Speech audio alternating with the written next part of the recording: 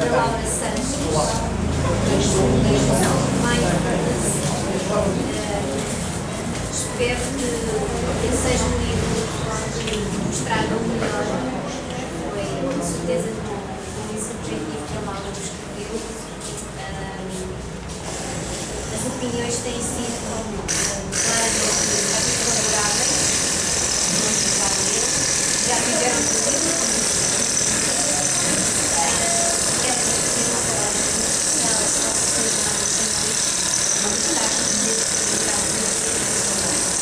Depois de falar com o professor, a Laura irá também partilhar convosco, com certeza, as razões que ele para escrever esta obra. Estará aqui para assinar.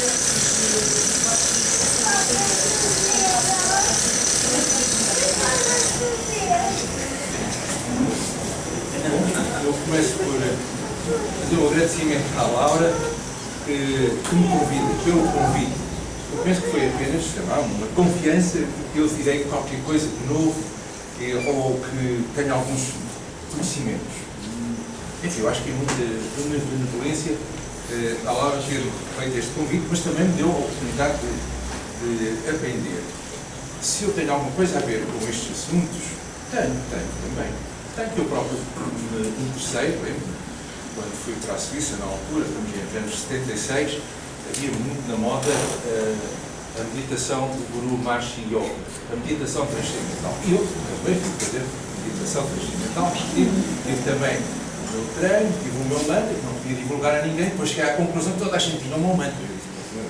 Isto assim não dá, mas pratiquei durante ainda uns 6, 7 meses, enfim, eu calhava no metro, nisto, naquilo, não sentia nada, se calhar porque eu tinha expectativa. Depois, na faculdade, eu fiz também uma outra meditação, na faculdade na Suíça, que era uma meditação logo especial, que eram os exercícios espirituais sancionados por hora. Fazes, sorriso e tal, a hora, e aquilo, a meditação pesada, vamos descascando o nosso ser, até chegar à conclusão que não passamos de nervos, de ossos, de nada, e somos nada. Bem, daí aquilo 6 meses, não dá nada. Depois veio uma oportunidade, com uma outra senhora que também ensinava a meditação zazen. Há um bocadinho sentado, eu também lá andei na meditação zazen. Lá fui abandonando. Começa a dizer, mas caralho, se calhar isto não é o meu caminho, não é a minha vida, não é a minha vida. Um dia estávamos assim num congresso e faço uma palestra sobre assuntos espirituais, enfim, a interiorização, a atenção plena. Na altura não tinha esta palavra, mas era concentração, tudo isso, e a pessoa vai uma colega e diz-me assim, o professor deve ter assim uma prática espiritual fantástica, e eu disse, não digo, está a mentir, não pratico nada, e ela diz assim, começa assim a pensar, já sei, pratico, eu pratico o quê? Eu pratico meditação, sim, pratico a meditação na ação, e eu percebi, nunca tinha ouvido, mas depois mais tarde fui descobrir que se pode meditar na ação, fazendo, andando, etc. E eu digo assim, bom, se calhar pratico meditação na ação. Na verdade, sou bastante concentrado e atento naquilo que faço, entro naquilo que se chama o flow, o fluxo. É verdade, se calhar é isso. Depois ficou assim. Depois, mais tarde, dizem-me assim, não, você pratica outro tipo de meditação. Pratico. Lá está a minha naivete nestes assuntos. Sim, você tem uma atitude benevolente, tem uma certa atitude de amorosidade pelas pessoas. E o que é isso? Uma espécie de Bhakti Yoga. É algo que também se pode fazer assim tão simplesmente. E eu digo, como? Então houve uma vez, há pouco tempo, no Porto, um mestre da meditação, Matteo Ricard, que diz assim, meditação, isso faz em 30 segundos, 40 segundos. Eu digo assim, para um mestre dizer isso, vou dizer o que ele me disse. Tão simples como isso. Estamos num café, estamos na rua, estamos no metro, olhamos para alguém e temos uma atitude para aquela pessoa que não conhecemos de lado nenhum, dizer assim, quero-te bem, que a vida te surpreenda, que encontres o teu caminho. Ele diz, isto é uma meditação. Eu disse, então deixar bem, quer dizer, isto tudo, estou-vos a transmitir, portanto, a minha evolução dentro deste campo da meditação. E, portanto, não tenho assim, conscientemente, nenhuma prática meditativa. Estou a dizer-vos como é que eu fui descobrir que fazia, então, meditação sem saber o que ia fazer. Quanto ao yoga, porquê é que eu estou aqui também? O yoga começou há 4 anos na minha vida. Já tinha lido muito, interessante pelo yoga, naturalmente quem se interessa por estados de relaxamento, etc. Tem que ir no yoga, tem que ir na respiração. Mas nunca tive prática disso. Até que, há 4 anos, na sequência de uma pneumonia relativamente grave que eu tive, digo assim, não, mas só o yoga, não sei, tem que ter mais qualquer coisa, alongamentos, pilates. E foi então que uma amiga comum, a Sarita, me disse, seja bem-vindo como é que ela chama aquilo? Yoga massagem. Eu disse, bem, eu quiser, olha, eu quero uma mistura de alongamentos e tipo pilates e ao mesmo tempo de yoga e respiração, tudo isso junto.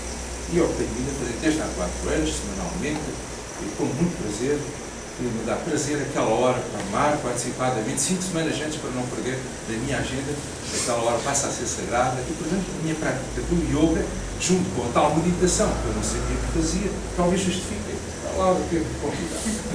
Isto para dizer como é que eu cheguei a este ponto. E depois, claro, naturalmente, tivemos atividades, várias pessoas quiseram fazer tese de mestrado, utilizando o yoga, com pessoas praticantes de yoga, para ver os benefícios, sem dúvida, depois orientei e discuti, e pronto, esta é a minha atividade. Eu penso que a Laura conseguiu muito bem, neste livro, juntar várias coisas. Sua prática de psicóloga clínica, professora de yoga, desde 2001, e que também não ficou só para a psicologia clínica habitual. Quem faz um curso hoje de psicologia praticamente não ouve nada a não ser das escolas clássicas de psicologia interativa, ficamos assim com estes 2 dedos, estou a ver, claro, sem dúvida, sem dúvida. E repetimos a última palavra, que são as técnicas de filme, Carlos Rocha, sim, estou a ver, você está muito aflito, claro que estou aflito, não está a ver, não dá nada. Depois aprendemos a psicanálise, que vai aqui buscar ou à infância, uma depressão, ou uma fixação, a relação com a mãe, que significa que este adulto faz tudo. Também não. Ou então vamos para a terapia cognitiva comportamental, que isto é tudo pensamento, alteramos o pensamento e alteramos as emoções, que não é bem verdade, e não se sai disto nos esquemas clássicos. Já lá interessou-se por outros temas, que já saem fora da psicologia que se aprende nas faculdades. Psicologia transpessoal, que utiliza os estados modificados de consciência em relação a este, quando não estamos neste. Estamos noutro ligeiramente modificado, seria uma vigília diferenciada, e utiliza, portanto, uma tentativa de, que a psicologia transpessoal leva a sério, uma tentativa de obter as experiências de pico, portanto, ficar no fluxo, ficar em unidade, perceber a essência última da vida, etc. E isso, claro, não se aprende nas universidades. Que a hora foi exatamente fazer ao juntar tudo isto, que é realmente de louvar, e não é fácil de encontrar alguém que reúne em si estes conhecimentos clássicos do yoga e conhecimentos da psicologia transpessoal, e mais ainda, no livro, quando eu estava a tomar apontamento, digo assim, então e a positiva? Não, está lá um capítulo dedicado à positiva, e tem uma literatura fantástica, onde fala de mestres como o Gisele, sem dúvida, e também de um outro que tem um nome difícil de pronunciar, o Mikadi, e depois uma pessoa que me disse, queres saber como é que se pronuncia aquele nome esquisito que tem muitas letras? Csikszentmihalyi. Então eu disse, ela, em inglês, ela mandou-me ali. Csikszentmihalyi. Quando quiserem pronunciar bem, é só pensar em tal, Mikhail Csikszentmihalyi, para não pronunciar aquilo com facilidade, ele foi ensinado pelo próprio, como se deveria dizer, Csikszentmihalyi. E fala, portanto, nessas categorias da psicologia hoje positiva, que dá grande peso à felicidade, ao otimismo, ao fluxo, ao estado desse estado de fluxo. Mas já lá vamos. Achei interessante. Primeiro, logo, o livro, a capa que inspira, o toque, e o toque é fundamental. A Laura refere aqui uma experiência clássica de macaquinhos separados da mãe e que eram postos junto a uma suposta mãe, uma feita de arame, e outra também com uma simulação, mas com um pano mais avultado, e ambos, isto no fome, mas ambas davam uma garrafinha com leite para chuchar. Não é que os macaquinhos iam buscar, ou iam beber do leite do macaquinho ou daquela macaca, supostamente mais acolhedora, mais lisa na sua pele, e não iam buscar o leite daquela macaca simulada, que era só de arame. É como este livro. A gente toca e sente acontece na dele. Portanto, há aqui qualquer coisa que se calhar já foi, digamos, buscado na experiência dessa experiência.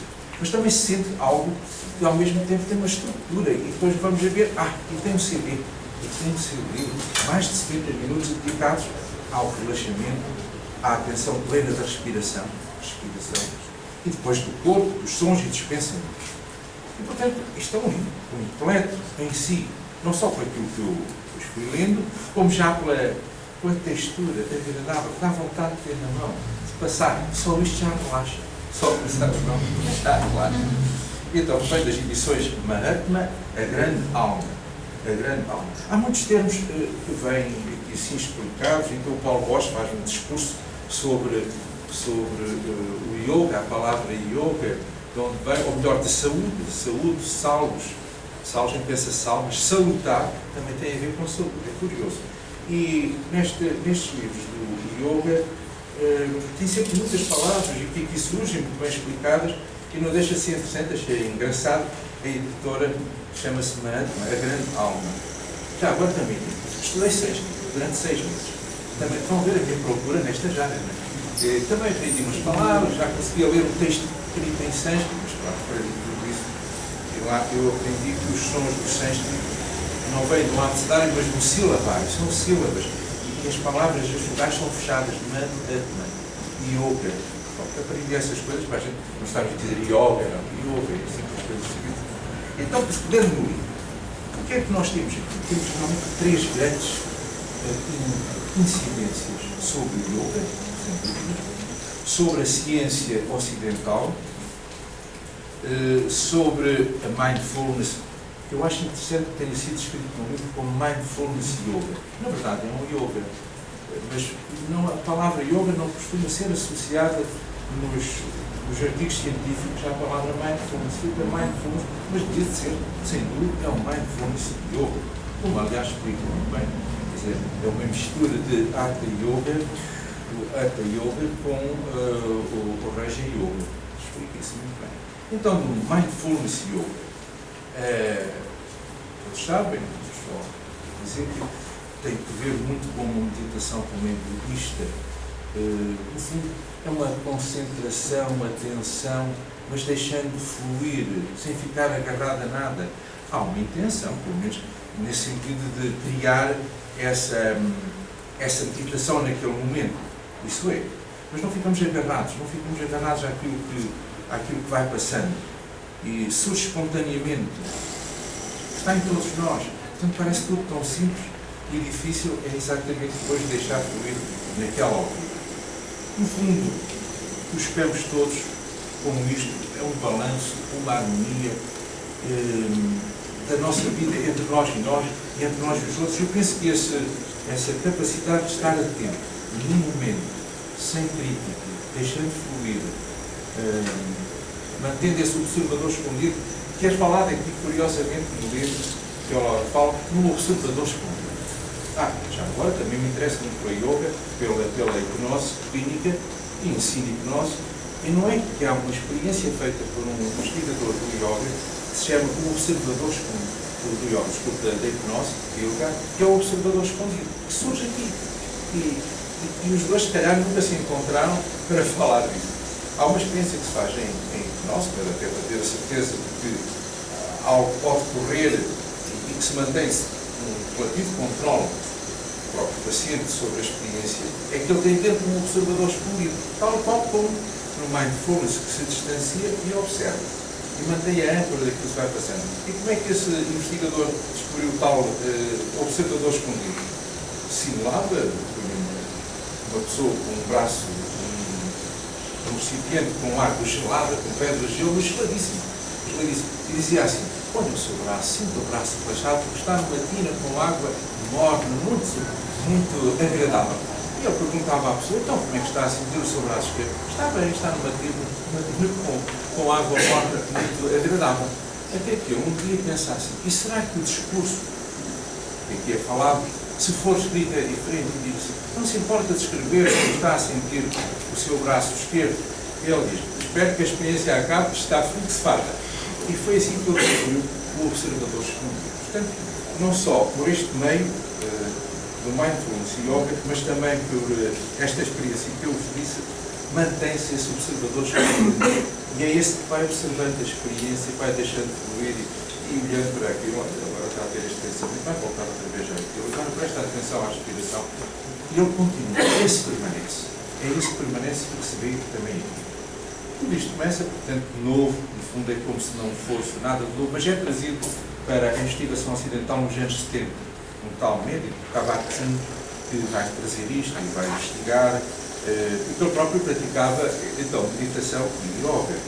Então, estamos aqui assim com alguém que, com o seu interesse, traz para a academia, para a investigação, e é assim que isto entra no Ocidente, trazendo hoje centenas, são mesmo milhares de estudos feitos com instrumentação, vária, captação de sinais, eletroencefalogramas, até mesmo, eu diria, ressonâncias magnéticas funcionais complexas, onde se vê que, por exemplo, esse Mathieu Ricard fez estudos em Maastricht, tem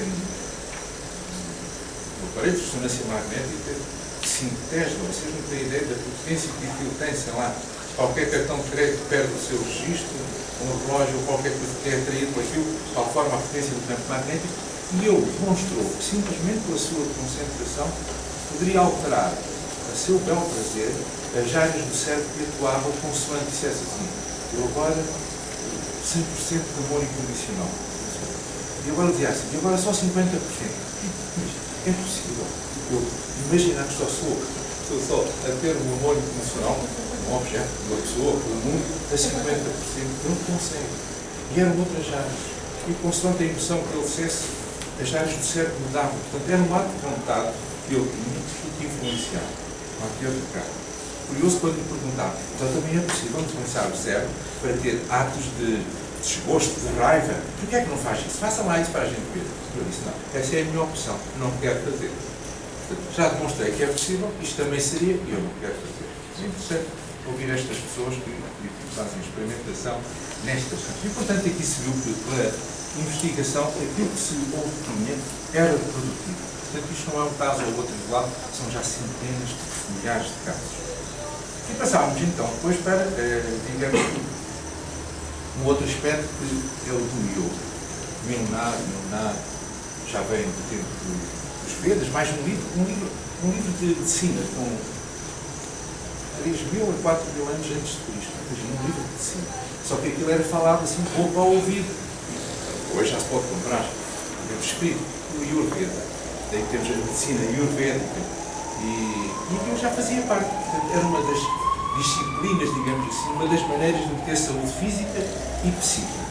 Já nessa altura, portanto, era falado muito sobre o yoga, já há anos, com as posturas relacionadas com a respiração. Mindfulness Yoga, da ciência ocidental, o yoga, mas não fica por aqui. Porque quem pratica este tipo de disciplinas, sem querer, mesmo que não se preocupe com isso, vão surgir questões filosóficas sobre o sentido da vida, sobre a espiritualidade, e já falo aqui da espiritualidade e não do sentido que seria a religião. A espiritualidade no sentido lato, as pessoas perguntam-se qual é o sentido disto, o que é que sucede nisto, e começam a interrogar se calhar tem sentido para aprender. Uma vez eu lembro, a propósito daquilo que vos contei, a minha maneira de estar, talvez, uma jornalista diz-me assim: o professor entra sempre a subir, quando chega ao consultório, tal, tem sempre assim um ar desconhecido. Qual é o seu segredo? Eu disse: eu não sei, não sabe, mais uma vez não sei. Parece que estou sempre estar na irritância, tal nestas coisas. Então, continuamos as nossas consultas, e um dia, já sabe o quê? Já sei para que é que nasce a doença descontraída. Então, diga-me, eu não sei. Então, eu percebi que quando sucede uma coisa mal, aborrecida na sua vida, diz assim: isto é para eu aprender, não é positivo, isto é para eu aprender. E se sucede uma coisa boa, diz assim: isto é para eu evoluir, é de certeza, ou é porque eu mereço ou porque eu preciso para continuar. Portanto, nunca dá uma conotação negativa àquilo que sucede. Quer dizer, tudo o que sucede faz parte, flui, é necessário. Diz: sim, essa é a palavra. Se é bom, é porque é necessário. Se é mau, porque é necessário. Diz: olha, muito obrigado, não estava construindo. Essa era uma atitude, mais uma vez, poderia estar a meditar, sem saber que andava a meditar. E, portanto, a espiritualidade surge porque, a certa altura, percebemos que fazemos parte de um, parece, vou utilizar a palavra parece, de um grande projeto do qual nós fazemos parte. Estranho, fazemos parte. Não somos uma peça sobressalente. Quer dizer, eu pertenço a algo que ultrapassa em mim, mas eu não sou uma peça sobressalente, faço parte. E se eu alterar qualquer coisa em mim, altero sem querer nos outros. Como se houvesse assim um campo que eu crio de informação à minha volta, que sem querer também influencia de um modo ou outro os outros, seja porque aderem, seja porque rejeitam. De qualquer forma estão a construir-se de um modo ou outro. E depois também começamos a pensar que só isso não chega. Já falei no outro. Tem de haver algo de solidariedade, qualquer que seja essa solidariedade, e algo de ecológico, de respeito pela vida, de respeito pelos seres vivos, etc. Surge. É que nem é preciso, nem é necessário preocupar-se com isso. Isso surge. Então aí chegamos, digamos, àquilo que seria o Seligman dá tanto empenho no seu livro sobre a felicidade, sobre a psicologia positiva, a felicidade. E passamos a ser, como disse há pouco ao lado, se calhar agentes ativos da felicidade.